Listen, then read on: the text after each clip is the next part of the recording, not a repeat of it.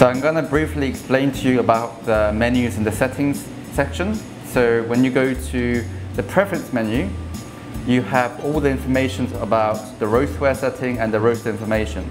So for example, on the roastware setting, you can control things like the graph thickness of the graph when you're roasting, so thick or thin, or you could actually control to display the tower drum temperature or not. You could actually control how long you want to retain the time for preheating after you roast. And also with the roaster section, you have things like controlling the volume of the alarm, the changing of the language, the keyboard, or the time. So these are the basic things you can control, and on the roast information, you have important things like the serial number, the software version, you have the roast count, the display battery, and the date and the time. On the top right, you have a machine picture here where you can control and see if every part of the machine works.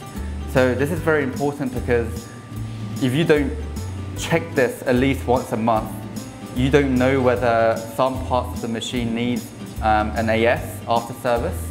So it's good for you to check all these important parts are working once in a while so that you know you're up to date with the status of the machine. On the bottom left, you have the cleaning section where you want to do this. For me, I would recommend doing it every once in 3 months. Just get some unusable green coffee, 700 grams of unusable green coffee, and insert it into the drum. And when you press start, it will start to clean the internal parts of the machine. This is very important because when you roast dark roast, for example, you will get a lot of oils, and once the oil starts to oxidize, it will give off foul smells inside the drum. So you want to clean the drum once in a while, once in 3 months, so that you have really clean coffees and your results of your roasted coffee won't be affected by not cleaning the machine.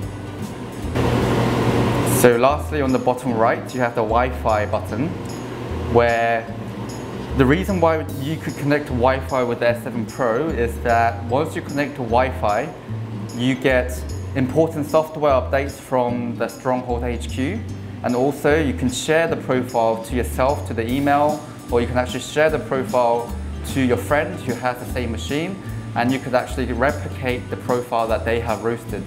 So it's a very good tool for you to learn and share your roast profiles so that it's more fun and it's more rewarding by sharing your roast profile and learning together with your fellow roasters who have the same machine.